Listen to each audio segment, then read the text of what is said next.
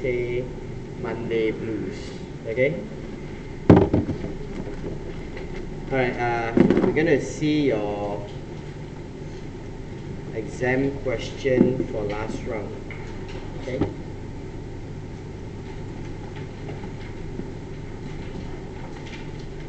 So this is to help you to develop expectation about what you need to do and how you need to attempt the exam, especially the style of how you're going to write the answer. So that's why it's important to let you see. Okay, turn to the last set. Just turn to the last set at the back, question 1.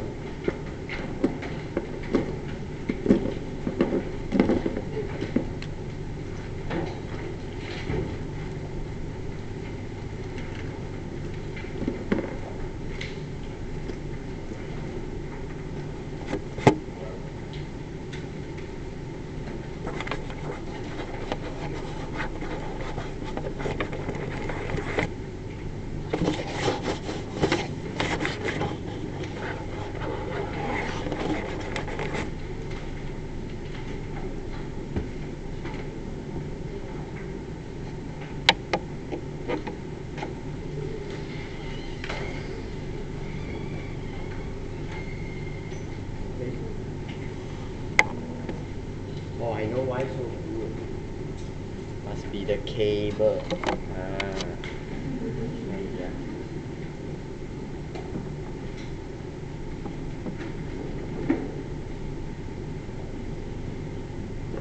Okay. Alright.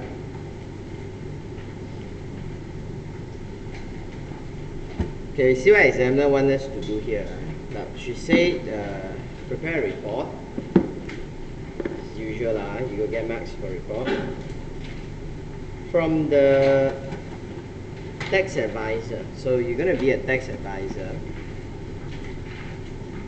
And you're going to write to Moods financial controller. And you're going to address all these issues. Okay. With reference to the sale of the swimwear product line, the sale of that product line,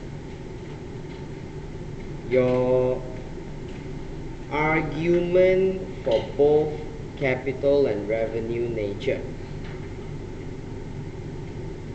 for 12.8 million received and your conclusion. Okay, so you must argue why capital, why revenue, and after that you give your conclusion. Of course, you must give reason. These are those things that nowadays is getting popular, and in fact these are all those things to me is quite considered low-level things that we discussed. Okay, now assuming that the 12.8 million receipt is income in nature. So assuming that the 12.8 is income means revenue. That's what they're trying to say. So the wording is not so clear. You should say revenue. Because on top you say revenue and capital. Then down there you write income. So we did raise a comment and say that it's not so clear. So you must say income. The capital receipt also income. Okay. So income, then this revenue in nature. What are the possible base of recognition for income tax purpose, and again your conclusion. Okay, so what are the possible? So you must explain possibility of how you recognize the 12.8. Okay, then number 2, the nature of the approved R&D incentive, eligibility of every item incurred by Moods in relation to the research project, together with any other relevant aspects of the tax treatment. And then support your explanation with the computation of the statutory income. And you should use the word nil for anything that there's no adjustment entry required. So that's the 36 mark. Okay, now read the question. Now basically they say that Moods producer of casual wear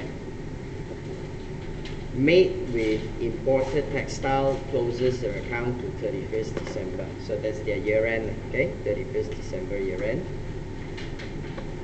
And business is constantly evolving. New product lines are required or developed, and existing lines are disposed of. And that's what they want you to discuss just now, right? They're talking about whether you think the disposal of the lines are revenue or capital. Now, as of 1st of January 2012, so a product line comprised of trademark, the patented design, and the brand name. So that's what they sell. They sell the trademark, the design, the brand name. Now, as of 1st of January 2012, MSB owned a total of 18 product lines, one of which swimwear was sold for 12.8 million in May 2012. Now, under the sale and purchase agreement, the amount is payable in 8 equal quarterly payment. So you're going to start paying in June, September, December, then all the way until 2014. That's the amount. Now, MSB does not expect the disposal of the swimwear product line to reduce the turnover as sales of its casual wear product lines are expected to rise significantly. So by disposing this product line, you don't expect your sales will be affected. Now, this is because we are looking at your income generating capacity. Because usually if you dispose a fixed asset that you dispose will reduce your income generating capacity because you're disposing a source.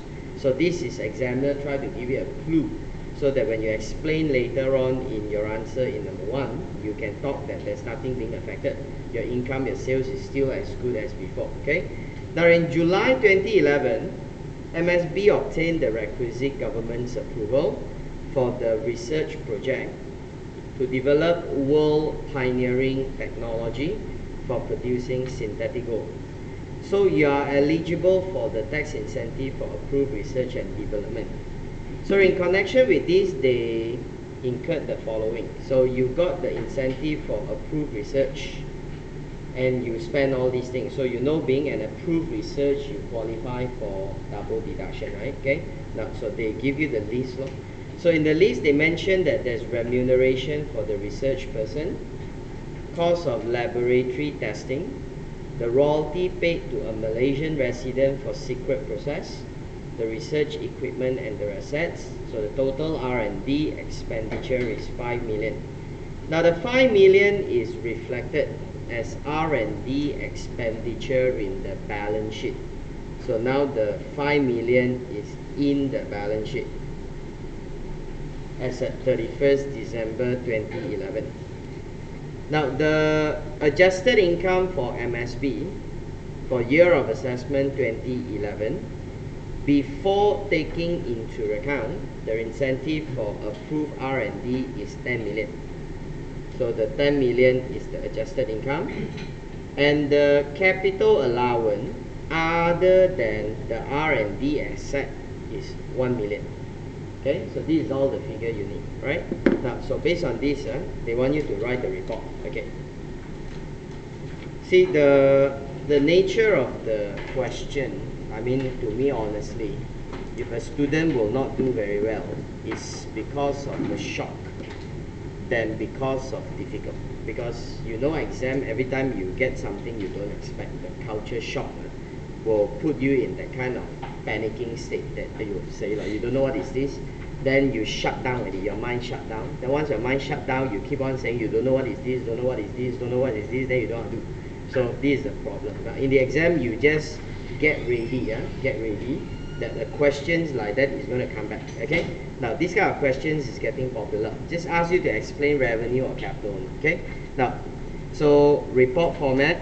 Okay, report format. Now just leave that for you. Now make sure you put down the correct addressee. So you must address to Moods, Financial Controller. You are the tax advisor. Put down the date, so the format must be there. Okay. So as usual, you're gonna start you're gonna put a brief starting to introduce what is this report all about. Okay, so you put down your format and a brief intro paragraph must be there. Okay, then we answer the first part.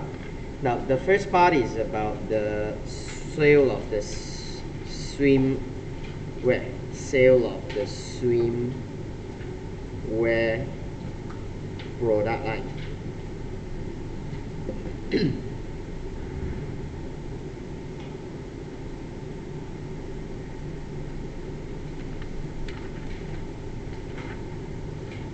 Okay, now MSB has disposed this product line for 12.8 million.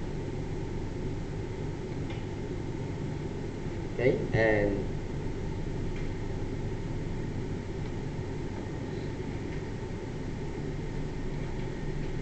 there are arguments justifiable for this to be a capital receipt or a revenue income. And of course, if it's a capital receipt, then you're not going to get income, you're not going to get tax implication because this is intangible. Okay, so you just got to explain that if this is held as a capital gain, then there will be no income tax implication. Of course, it's no RPGT. This is not a real property, and there's no capital gains tax in Malaysia. Okay, so there will be no tax implication.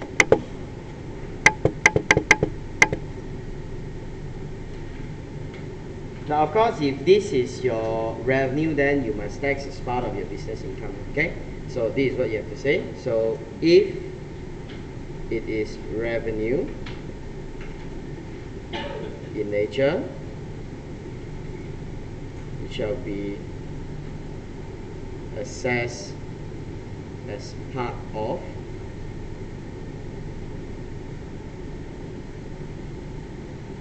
MSB business income.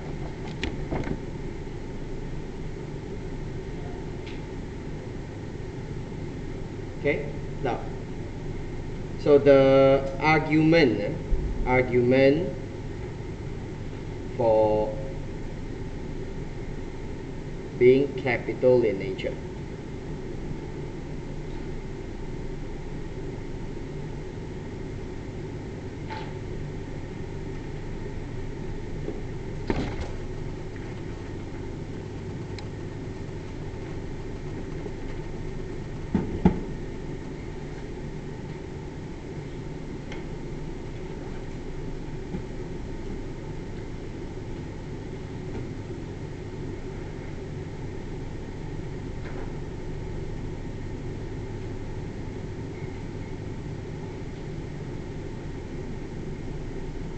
Okay.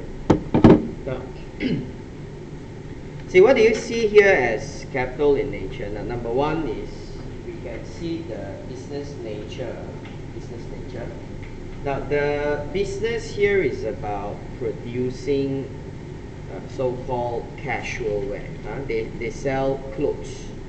They don't sell lines. Lines here means the whole production line that you can use it and produce. So we're actually selling clothes and we don't sell line. And line is what we need to produce the clothes. You can see it now. So that's why normally we're going to see whether what is it that you're disposing. Are you disposing your fixed capital or are you disposing your circulating capital? Because a fixed capital is what you keep to generate the income. And the circulating capital is what you dispose to generate the income. So this is one thing that you must distinguish here, that what you're selling. Okay. So we can see very clear that MSB sells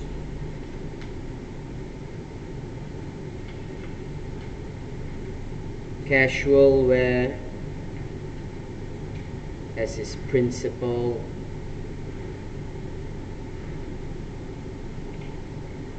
business activity.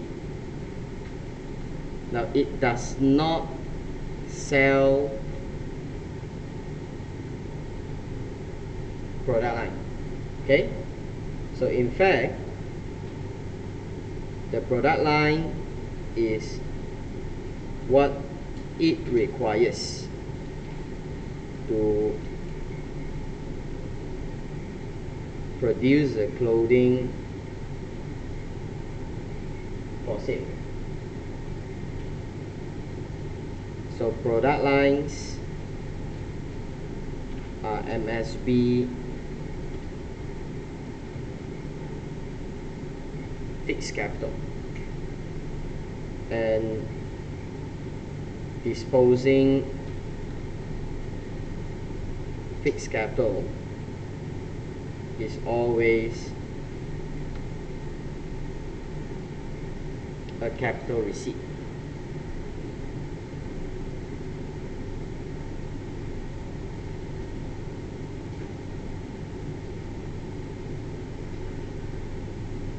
Okay, now this is the issue. Okay, see, the fact that proceeds are paid in various installments does not alter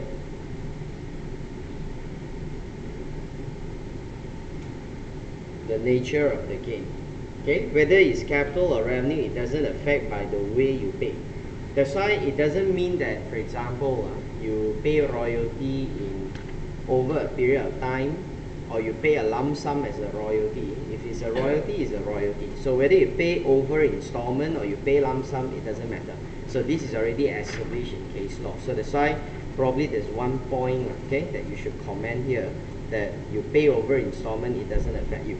Okay, so this is the argument why we say that it will be capital. Now, on the face of it, that's all. Okay, what else that we can see? It's just your main asset, the asset that you use to produce your product, and now you sell it. That's why it's capital in nature. Okay, now the argument for being revenue in nature.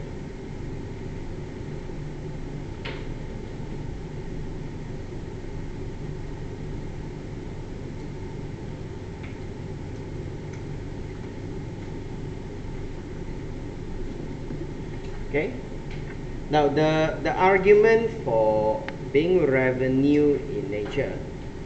Now, of course, there's a few points that we can see here. Number one, if you follow the case they mentioned, they have been doing this again and again. They always come up with new line, and they always dispose the old one. So they've been doing it quite regularly. Okay, they've been doing it quite regularly. So this is one issue. Okay, now then number two, they mentioned to you that disposing it does not affect the income capability. So it shows to you that this is not really their fixed capital that they dispose, because a fixed capital is something that generates your source. So by right, when you dispose of fixed capital, you lose your source, then the income will drop, but the income did not drop. So these are another issues that you should bring into the point. So the first one is, we can see, okay, however,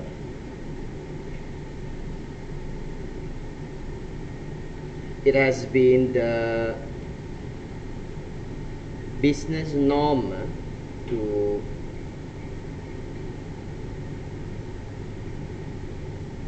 dispose the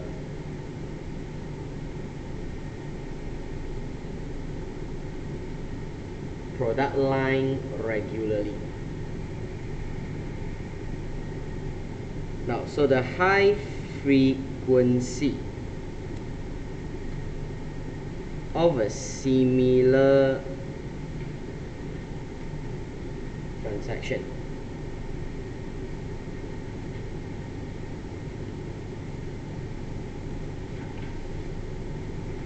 can revert its gain into revenue nature, because your company can be seen as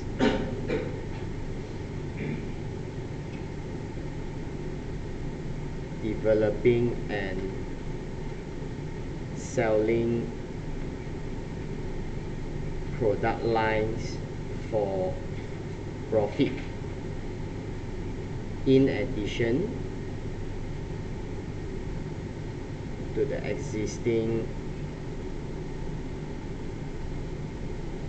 sale of clothing. Okay, then number 2, the disposal of that product line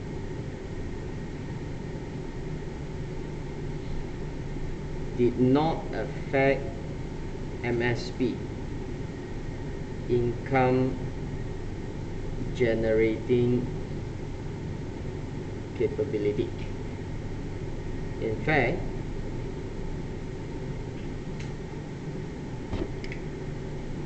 it is expecting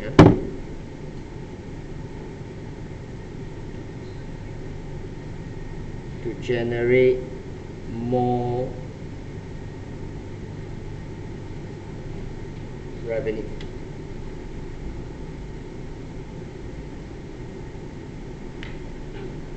Okay, so this can be an argument that MSP did not dispose its source of income. So you are not selling your source. Okay, if you're selling your source, then your income will drop, but you did not. Okay, so that means your source is actually your model, the idea of the business model of developing product line and sell it. Now this is the argument. Okay, so we put down the argument. Now then, once you put down the argument, you must give your conclusion. So what is your conclusion? Now, although the examiner has concluded that it's capital in nature, she already said that whatever student's answer is, she will not just mark according to the exact answer of capital. She wants to weight your argument. That means even you just say it's capital, so you don't automatically get marks, right? You must argue that it's capital, then she give marks to you. So that's why if the student go in, let's say you don't know anything, you don't know anything, you never write anything, you straight away say that the 12.8 million is capital. You just write one line only. So capital is correct, the official answer says it's capital, but you don't get marked because there's no argument. So what she weight is about the way you argue the point. Okay, so this is what you see. So actually both sides of the answer also you can get one. You can get marked depending on how you argue. Now, so if you want to see whether it's capital or revenue, now actually you need more information. First, we got to see like how often that this has been done. Okay, how often that this has been done. Okay, then number 2, we must also see like when this is done, to what extent that you dispose it for. So you must look at the cost of your development involved, and then the value you sell. That do you see that there is an opportunity of gaining? So, and in the past, whenever you sell your product line, do you gain from there? Okay. So, and who do you sell the product lines to? So, if you can establish that there's been an intention of them that they want to sell it off as a way of making income, and they continue doing it, then I think it can still be revenue. Okay, you know? So this is the part that you must say over here. But offhand, the situation is not enough for us to conclude. Okay, you know? Now, so my conclusion. Okay. Now the answer is capital. Okay, the answer is capital. But I'm going to conclude as revenue because I look at it, I will say it's revenue. And if I think revenue is more consistent, because the second part of the requirement say assume is revenue. If you say on top is capital, then down there you assume is revenue. That means your question is wrong already. Your question is being inconsistent already. How can on top is capital, then down there you ask us to treat if it's a revenue? So to me, I think I look at it is the point show to me. I would argue is revenue. Okay? Now, so my argument, the circumstances presented in the case suggested a strong justification that the proceeds are revenue in nature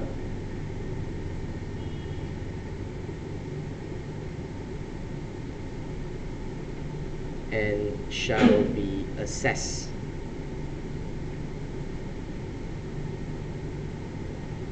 to income tax. Okay? Now, the reasons as indicated earlier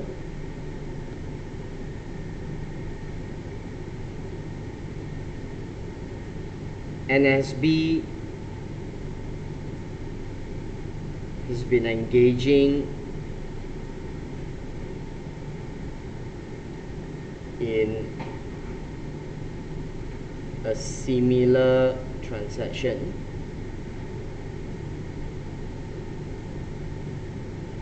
for many times.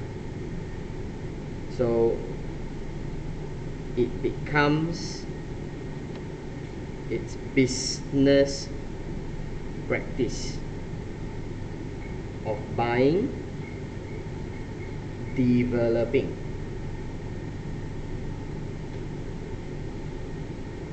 product line,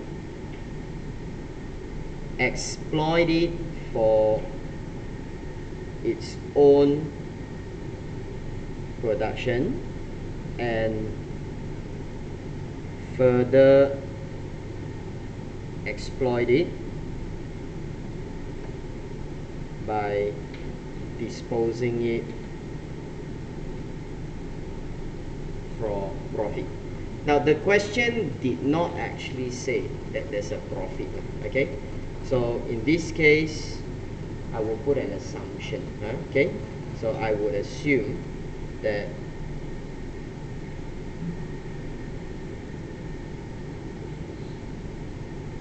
there is a profit element, okay? And only when there is a profit element, then the taxpayer hope that this is capital, so that you don't pay tax.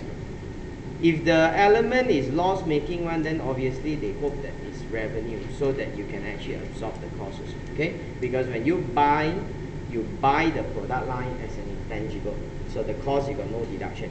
Then when you sell, if you treat this as capital, then there's nothing to you. You suffer a loss. Okay, so you're not, the loss is capital. Now this is the issue that we see over here. Then number two, the fact that MSB does not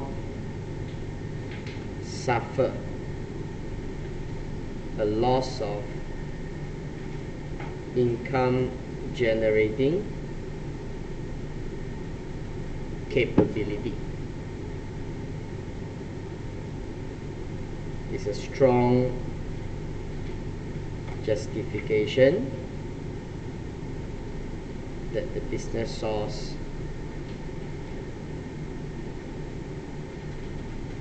has been preserved.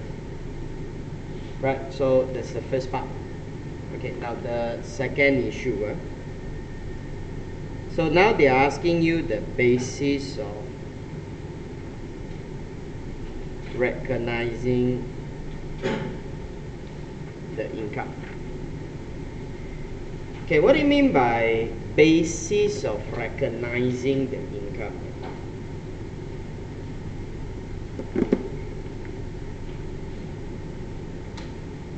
Now, what they exactly want to ask you is, they want to ask you, when will this income be assessed to tax? That's what they're trying to say.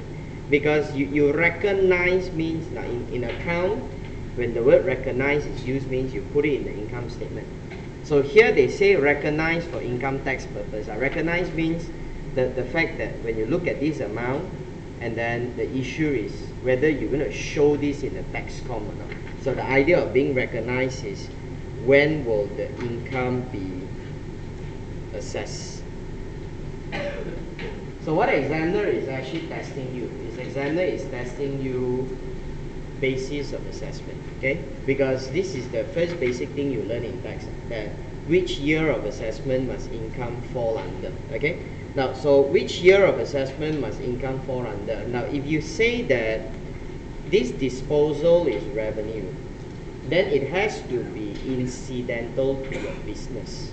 Okay, it has to be incidental to your business. Okay, and you wouldn't regard this as simply a disposal out of an other income. Can you not? So it has to be business. Can you not? It has to be business. So, and you know that if this is business in nature, then the basis of assessing the income from business is what basis? Is accrual basis. Okay, accrual. That means the fact that you have not received the money also, you still have to assess tax, you see. So this is basis for business, is accrual. Now, but the question now is, how do you accrue for it? That's the thing that examiner want you to see. Okay? Now, because you are selling it for 12.8 million. Okay? You're selling it for 12.8 million. So, basically, the 12.8 million is considered as something that you dispose of. Then the guy has owed you the money. But then the next question here is, they are paying you over installment. And the installment is divided over 3 different years. Okay, so it's 2, 0, 1, 2, 1, 3, and 1, 4. Now, if that's the case, the question now is, do you recognize this as all in one go in 2012 because you dispose it there, or do you recognize this as 3 separate payments because you have 3 different amount in 3 different periods? That is the 2 things. That's all only. What else can you see? So this is the possibility. Now, so there are 2 possibilities. Now, so from the arrangement entered,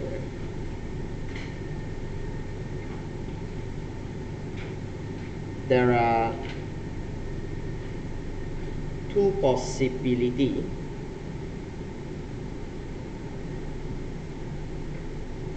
about how the income shall be recognized. Now, but before we look into that possibility, we must say that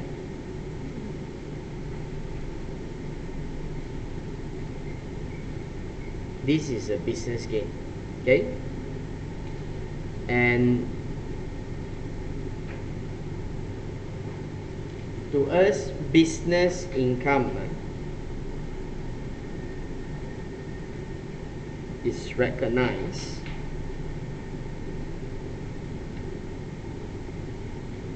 in an accrual basis.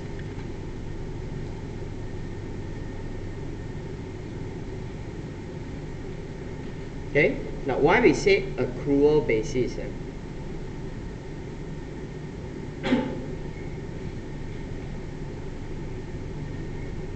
Because the law has specifically identifies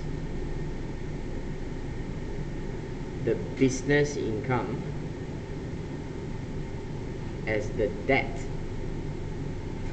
arising from the business activity. They use the word debt. And because when they use the word debt means even if you have not received the money, then the income is subject to tax. So this word is what they use in the law. Okay, so if you check the act, I think it's section 12 if I'm not wrong. Okay, so which part of section 12 I can't remember. Now, so the word debt. Okay, the word debt. Now, so this is the first issue. Now, because it's based on debt, So another question is, how should the debt be recognized? Can you see now? So the first possibility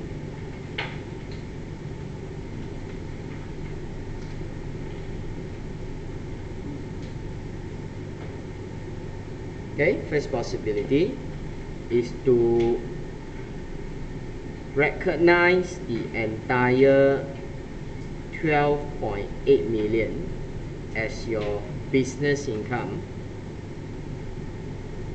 in the relevant basis period for the year of assessment when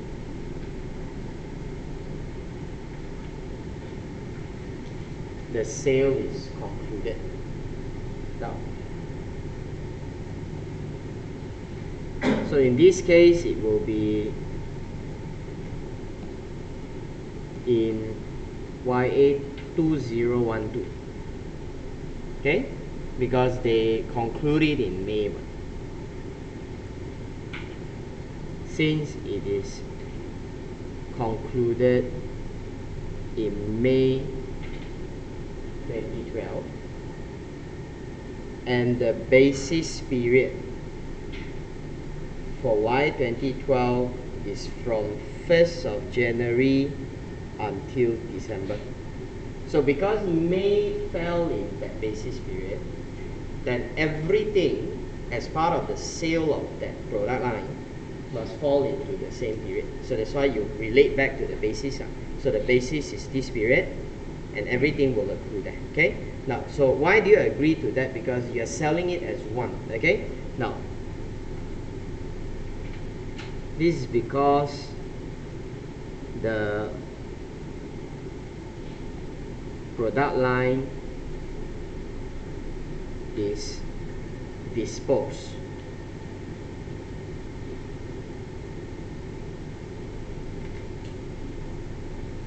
as a complete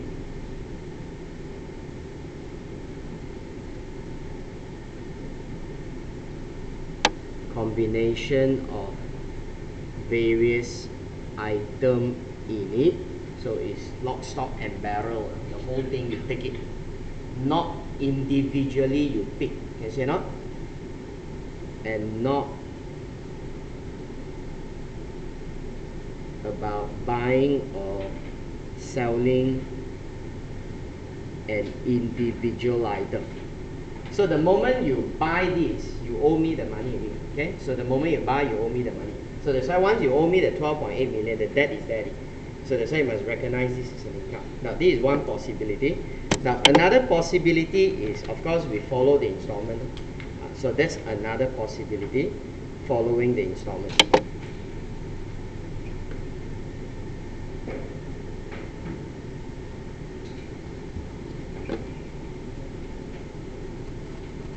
Now the second possibility is to recognize the income as per the installment payment fall due. Okay. Now why recognize as per the installment fall due? Now because again, since you mentioned that there is a debt, but because you have contractually agreed that you can only get the payment for 4.8 million, you're going to get the first payment in June. Now you cannot ask in July, ask them to pay you for the September one. September not yet arrived. So not yet arrived, then how can you ask them to pay September? So that's why June, you pay June. Now until September already, okay, then you can demand for the next installment. So September, if they have not paid, then you still have to put it in. The income is there. Can you see or not? Now then until December, if they have not paid December, they include the December. So you must wait until the installment fall due. Okay? Now reason because since the installment schedule is contractually agreed, MSB has no legal power to demand for the payment until it falls due. Therefore, the debt arises only on the due date.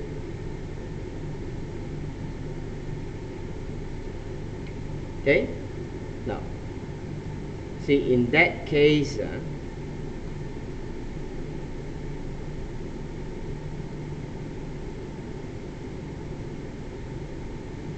since MSB uses a calendar year end, then all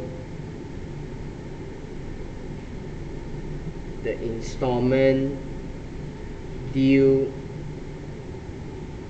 in the respective year shall be recognized as income for the respective YA. So I just put down the figure as follows. So you're going to show them how will this be recognized. So basically, you're going to show that YA 2012, you're going to have 4.8 million. YA 2013, 6.4, and YA 2014 is 1.6. So these are the two possibilities. Okay, so either the first way or the second way. Now then finally, again, they want you to conclude.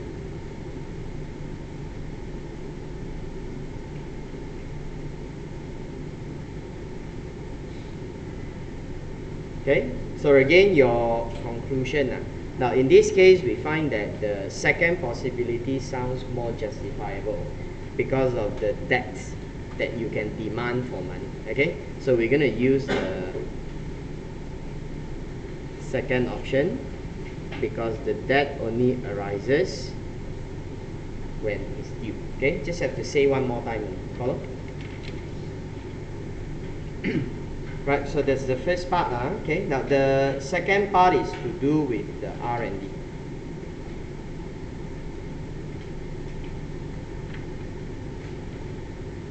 Okay, number 2, the R&D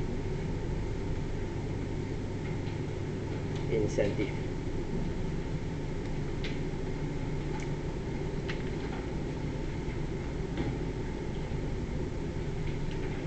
Okay, they ask for number 1, the nature. So you must explain what is this incentive all about. Okay, so the nature of this incentive, and then you will discuss eligibility. Okay, you must discuss eligibility. Okay, so when you discuss the nature,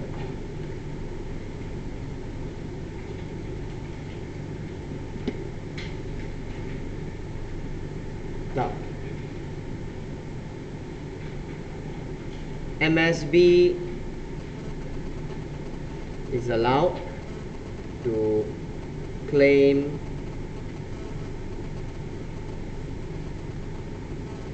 double deduction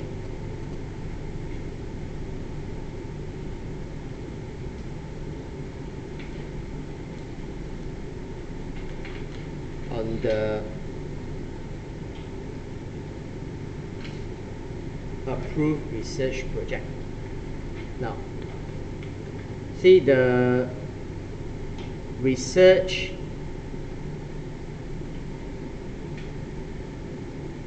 shall be granted an approval status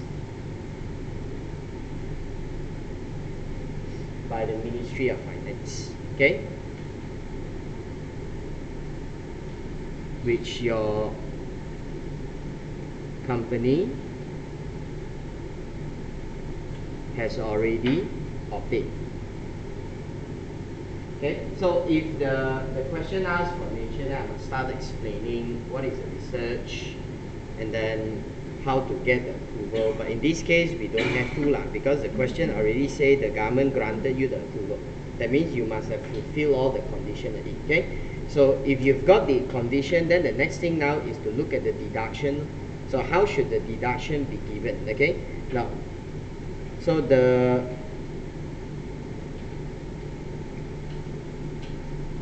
double deduction is given to expenditure directly incurred for carrying out the research activity. Sorry, the approved research activity.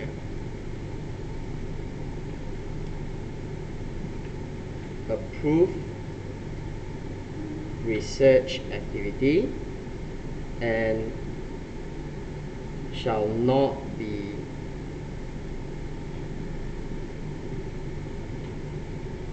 capital in nature. So in fact, if you remember the incentive, they gave a list. They talk about salary must be basic lah, and then all these dies that you use, maintaining vehicle, rental of vehicles, okay, traveling to research station. So all these are the things that they list down, plus any other, they say any other that is directly incurred for purpose of carrying out the research. Okay. Now, so this is the nature. That's all you need. So now after you explain all that, they want you to explain one by one. Which one qualify, which one does not qualify. Okay. So the first one that she has here is remuneration. So she put down the remuneration for research personnel.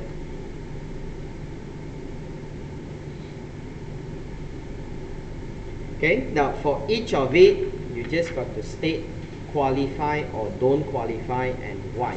So the first thing is to state qualify or not. So the first thing we're going to put here is, now remuneration definitely qualify. And on the face of it, you didn't tell me breakdown. What is it? Like whether there's a bonus or not, there's BIK or not, there's EPF or not. We really cannot see it. But on the face of it, you just say remuneration. Now I'll assume it's basic. But I'll clarify my answer. Now, this is yes, it qualifies for DD. Why? Because the research personnel are directly involved in carrying out the research activity. However, only the basic pay shall qualify for DD, excluding all your EPF, bonus, BIK. So in this case, you never mentioned that. I got to assume that this is basic. Okay. Now that's to do with remuneration.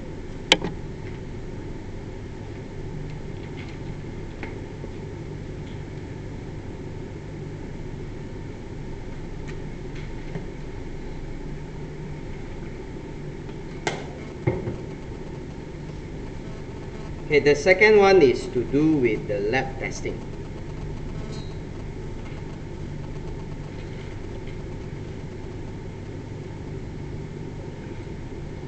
Now, of course, the lab testing has to be part of your research activity. Okay, so that's why you say cost of using service or serum, frame, all these testing will also qualify because it's necessary part of the research. Okay, so that's it. Just mention that. Now that this one also qualifies, so just say yes, it qualifies, and then why? Because doing testing, analysis, evaluation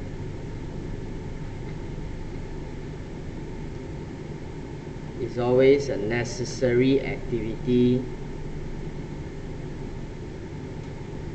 for research. Okay, so that's why it qualifies. Now then they ask for whether royalty payment qualifies.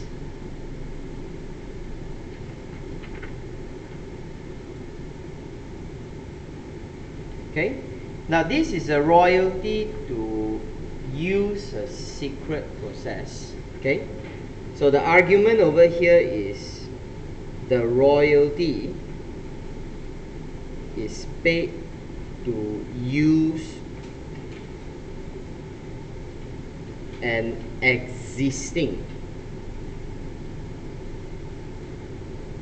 process, and it does not involve a research element. Okay, there's no research element. Now, why no research element? Because research, you must discover, you must find something new. You're not even finding, you're just paying money to get people to use it. Yes, you're not? So you're just using a secret process. Okay? Now, so in this case, it does not involve a secret research, it doesn't involve a research element, since research requires discovering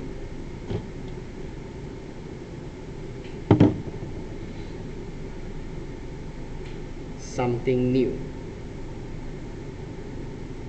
and in this case it does not.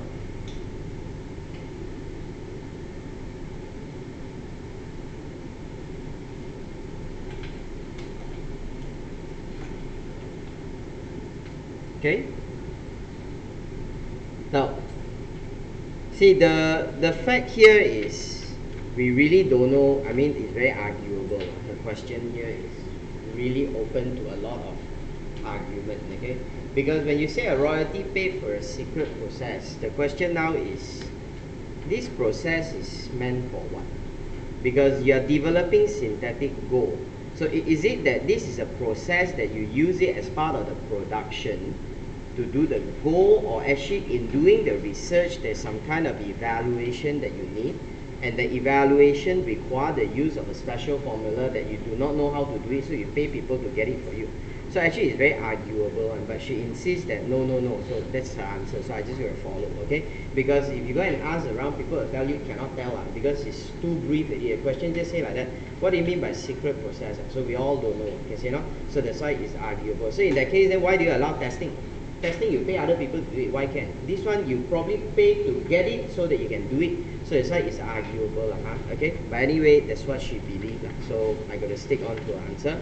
So she said that the secret process is you just buying something back rather than you research. So it does not qualify. Okay? Now then, the next thing that she also added in, which she said that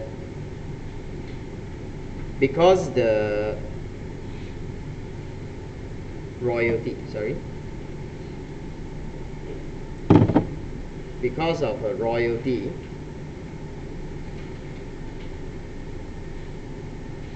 is paid for the research project and is not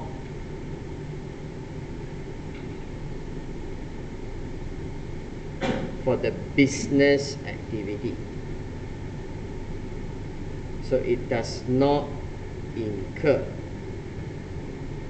in production of the business gross income.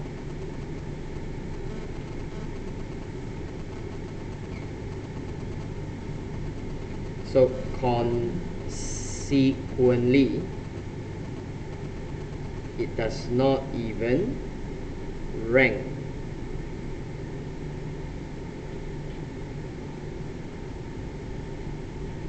for the business deduction. Okay? So you don't get a deduction, not even the single one, because there's no connection between the research with the business that you do. Okay? Now that's to do with the royalty. Now the last one is the research asset. Now this should be easy. So asset is very clear that this is capital in nature. Let's put here, this is capital in nature. So there will be no expense deduction, but instead you can claim C8. Okay, instead you can claim CA.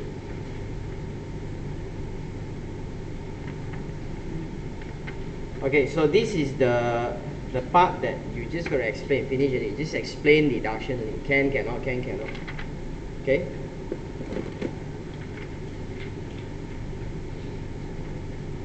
So that's your thesis paper now. I also don't know what they're testing. Seriously, what is this? Don't know. When the paper come out, everyone also reaction like, wow, like that one. Okay? So exam paper. Now, so you must give an appendix. Appendix. So the appendix is to show your tax com, the com of your statutory income. So the tax com for the business statutory income for Y 2011.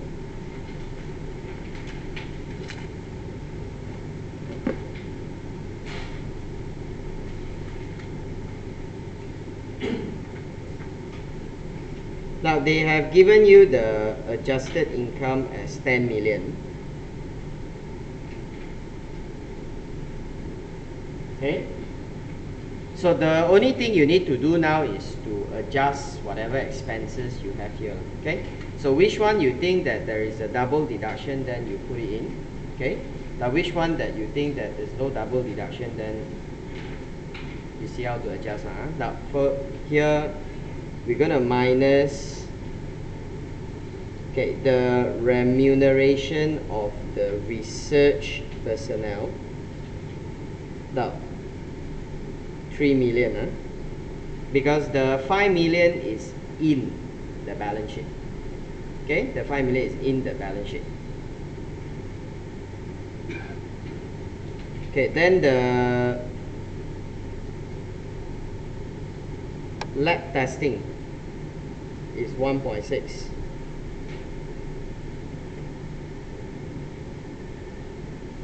Royalty, it does not qualify. Okay, does not qualify. And the research equipment asset also does not qualify. So just put a nil. So that should be a new adjusted income. So we revise it to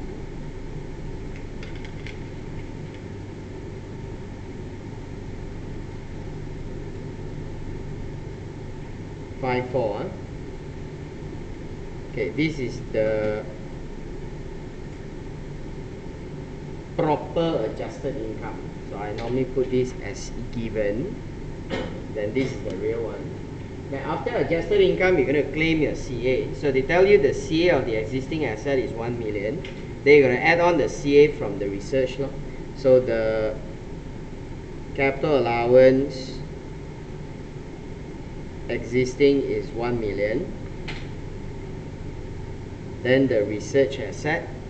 Now the value of this research asset is 2 million, and you're going to get IA and AA. So asset 20% IA, plant equipment 14% AA. So it's 34% of 2 million. So 680.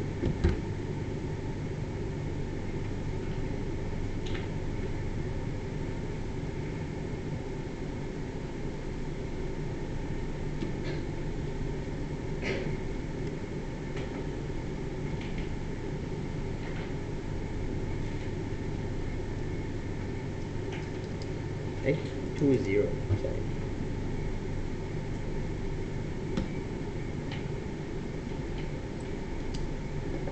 Now this one you must get full mark one, because the figure you do here, they won't penalize you again. Understand? So if the royalty you say can deduct, and then you minus 2 times, she also must give you correct one, must give you mark one, because this is called own figure rule.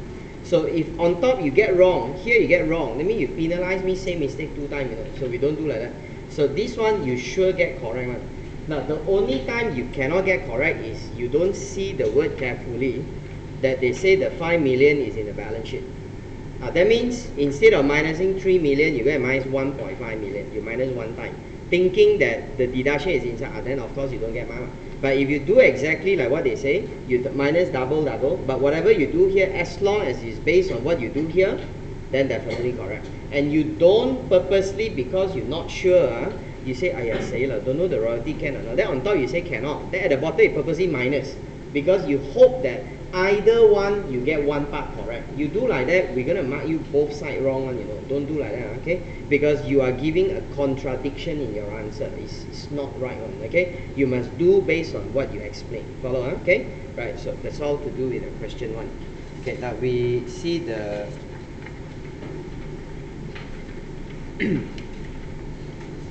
okay, see question 3 lah. So the shorter one, then we come back to the long question. Okay.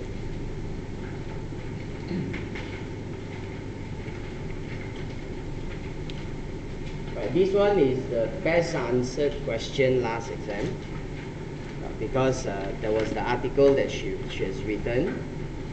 Then the question is very easy. Compared with Richard's question, this is so simple. Okay. Now, A.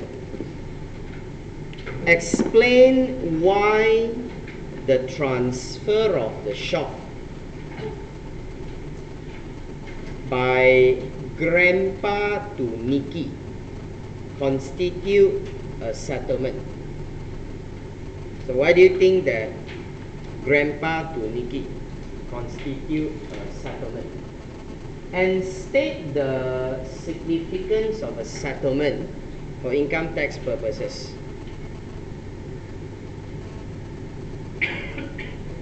And then explain the income tax treatment of the rental income of the shop to Grandpa and Nikki for both year of assessment 2011 and 2012.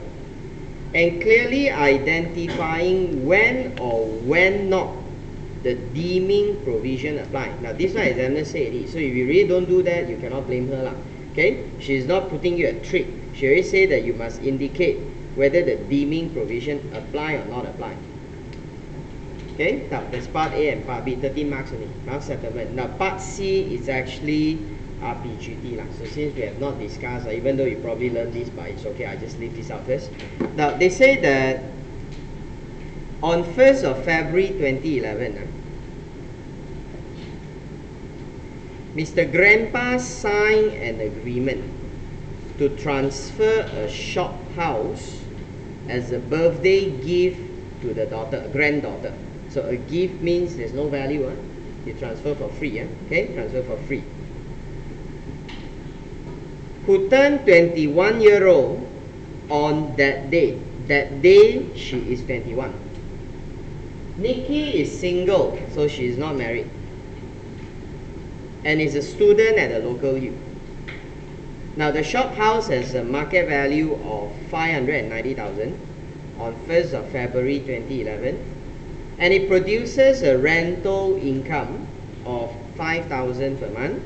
Grandpa acquired the shop on the 13th of March 2007 at the cost of 380. Now all this is for RPGT. Okay, so the most important is just one line only. One line. And then after that, they say the rental is 5,000. Finish. Okay, so that's all you need to do, part A and part B. So this is like what we do in the class example, short example. In fact, class example more complicated. Okay, now, so question 3A.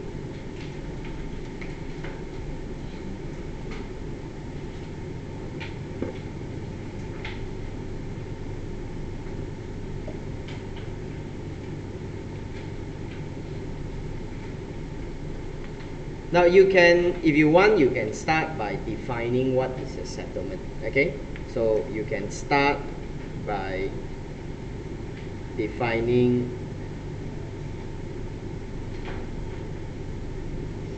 settlement. That means you say that settlement can be a transfer, a gift. Okay, so exclude if you have a valuable consideration. Okay, settlement by court. Okay, now all these things is what you can do. You can start with explaining what is settlement. Okay, now then you're going to apply. Therefore, the gift of the shop house from Grandpa to Nikki fall within the scope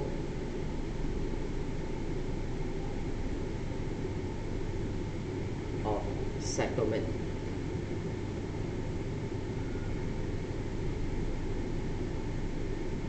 We have provisions of, now I just put the law here, okay? You don't have to state, but I'm just telling you that section 65, which is you just got to state the law apply, okay?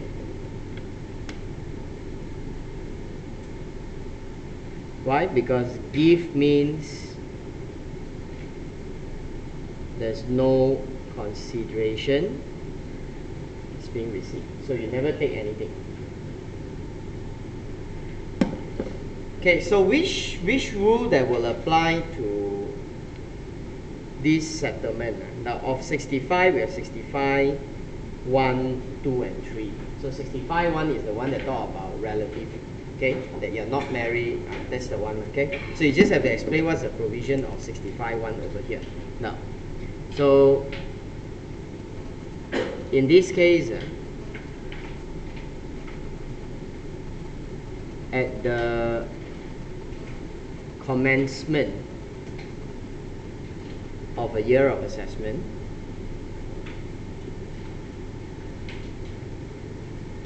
if settlor settles an asset or income to a beneficiary that is a relative to settlor,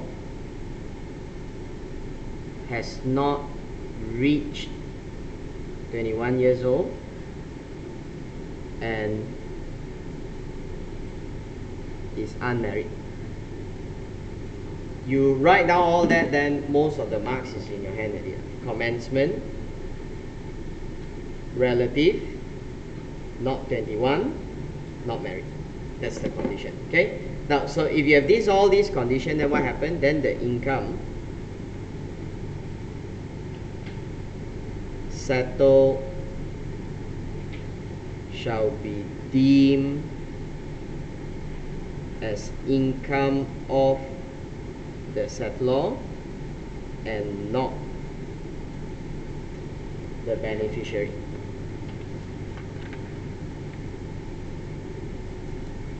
Now, this is the significant. They ask you what is the significance of the law, right, of the settlement. The significance is the income will become the income of the settlor and not become income of the beneficiary. Now, then you must apply back to the case. So can we apply back to the case? Now, of course, to apply back to the case, then you must pick up the condition, okay? So then you're going to say that in the case, the deeming provision applies. Now, why do you say that the deeming provision applies? Now, number one, being a granddaughter is within the definition of relativity. Number two, as at 1st January 2011, Nikki is not 21. And she is unmarried. So all the conditions fulfilled. Okay?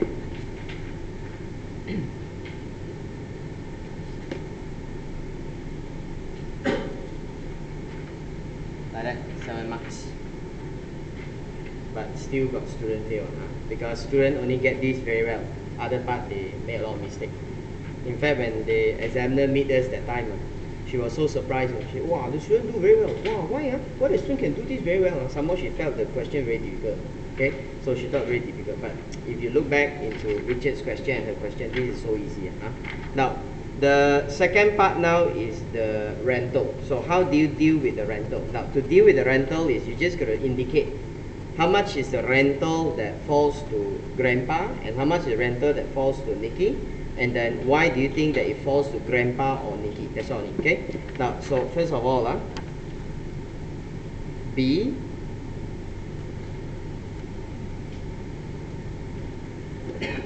for the rental income.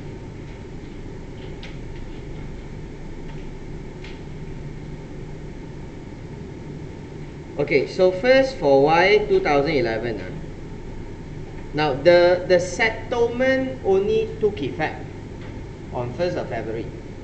So anything before that is still under the grandpa. Okay? So that's why you're going to say that to the grandpa,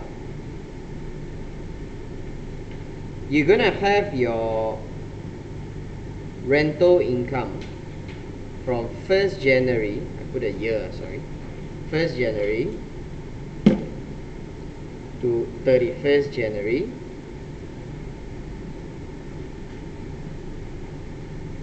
This is income of grandpa, 5K. Okay, this is his income. Okay, then the rental again. This time the rental will be from 1st February until end of the year. Now this is income deemed. You must use the deemed. You don't use the deemed no money. Okay, because the question got said. Actually, even the question don't say, so you must still know. You must indicate it's deeming. Okay, so this is income deemed. I got no space. I just put GP. Deemed to be grandpa. So how much will that be? So this is for 11 months. So 55,000.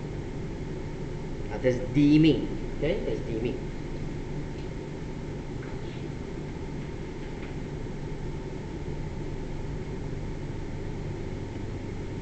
Okay, then for let's put a note first. So once the rental settle to Nikki is deemed as the grandpa's rental, she shall not be assessed to X. So that's why I didn't show her income. Okay, just indicate that. Okay, then 2012.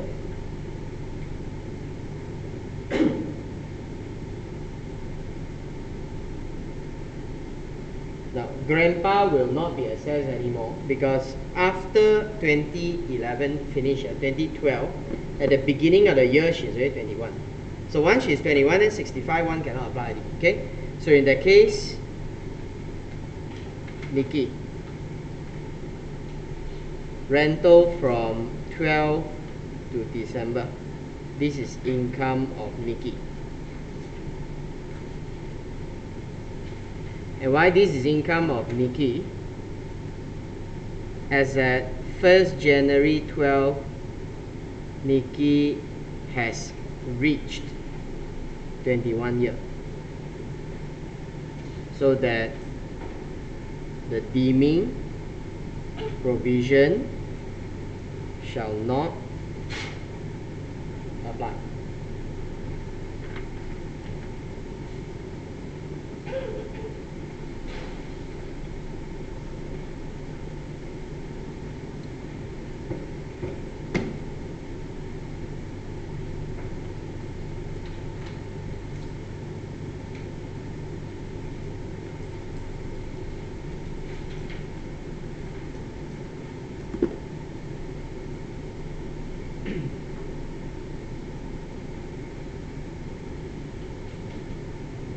Okay?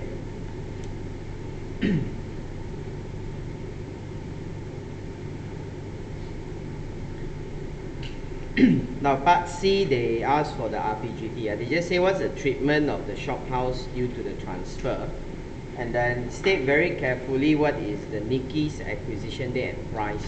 So this is a no gain, no loss. So upon gift, you dispose of property.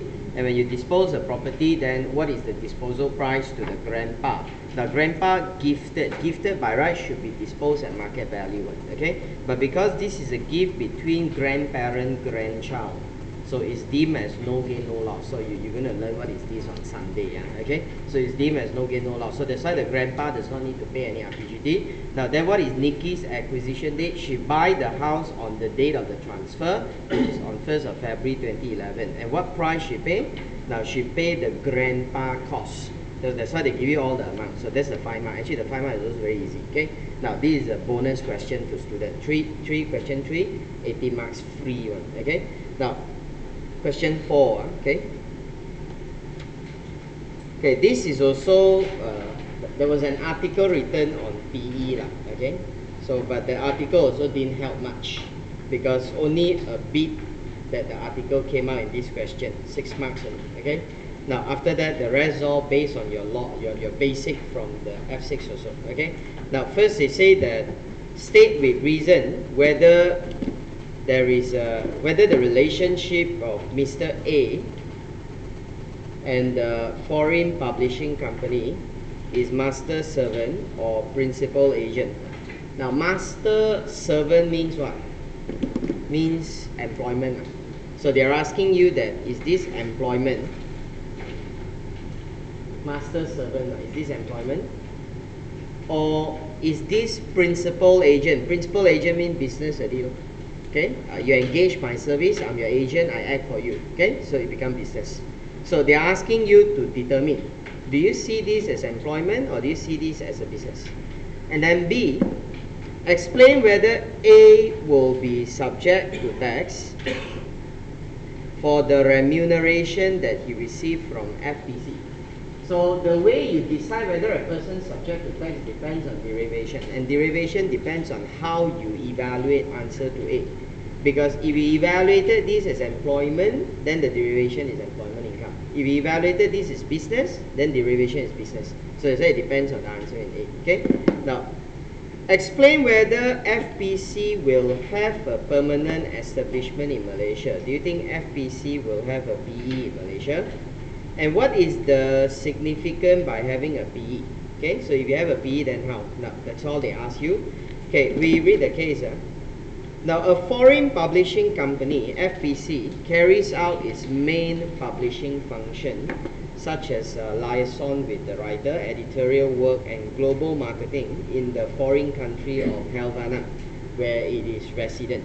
So this is the company that is in Havana. Now, FPC does not have, very important, right? Does not have office or branch or any appreciable presence in Malaysia. So that's a very strong factor to decide whether or not you got PE. Okay. Now FPC has appointed Mr. A as its representative in Malaysia. Mr. A works exclusively for FPC. He works from his home in Malaysia, taking instruction and communicating with the distribution department of FPC through the telephone and email. Now, Mr. A is not vested with authority to enter into contract on behalf of FPC. So normally we say the agent, power of agent to decide whether or not there's a PE. So it's very clear that this agent here got no power. Okay, they don't give you power to enter contract.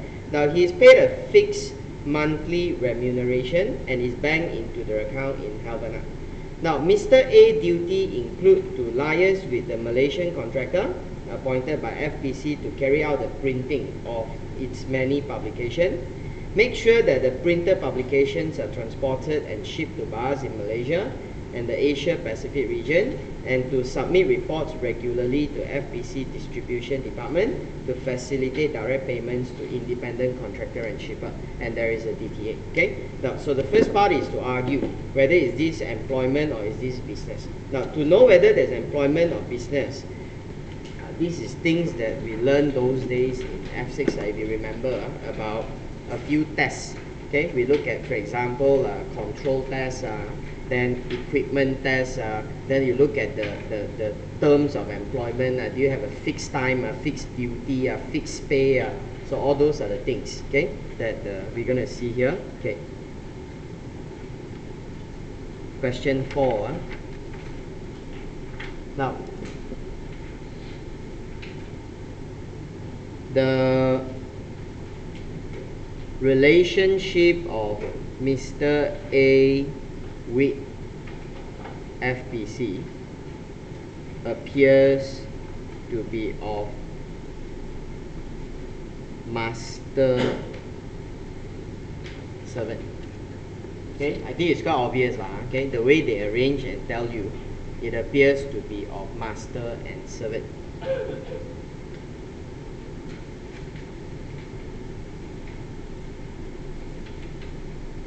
Okay, now with the following condition being present.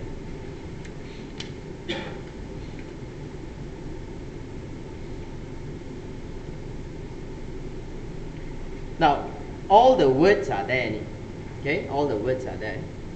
So number one, Mr. A works exclusively for FPC, which I think you should explain a bit further, or else you are not actually giving a good reason. Okay, so why works exclusively is a master servant? Because usually an independent agent has freedom to be associated with many principals, but not for an employee. So Mr. A is not an agent, he's an employee. He does not have the freedom. Okay, so this is one. Okay, number two. Now he take instruction. Okay, he take instruction from the company. So he will have to act. So there's no controlling. Okay, so Mr. A received instruction from FPC, signifying that he has no control over his duty.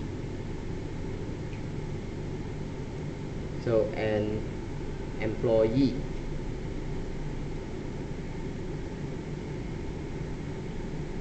is being controlled by employer.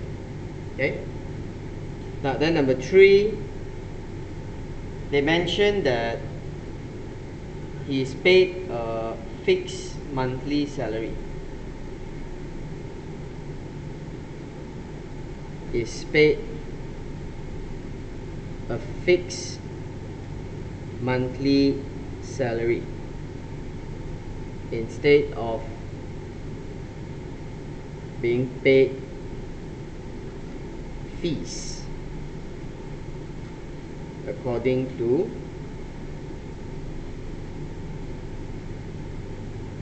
the job assignment. And this also has taken away the risk element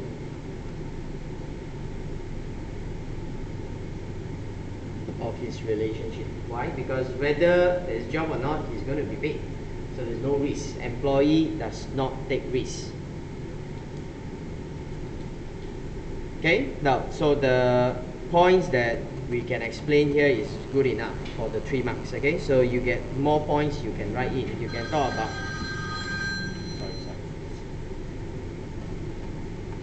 okay, now you can talk about the part that she does not have authority. She must take the authority. Okay, so these things that you must say. Now all these you must also say that she is required to submit report. So all these are example of indication that he is a worker. Okay, so this is what you can say here. Now, so as a master-servant relationship, that means an employment relationship existed.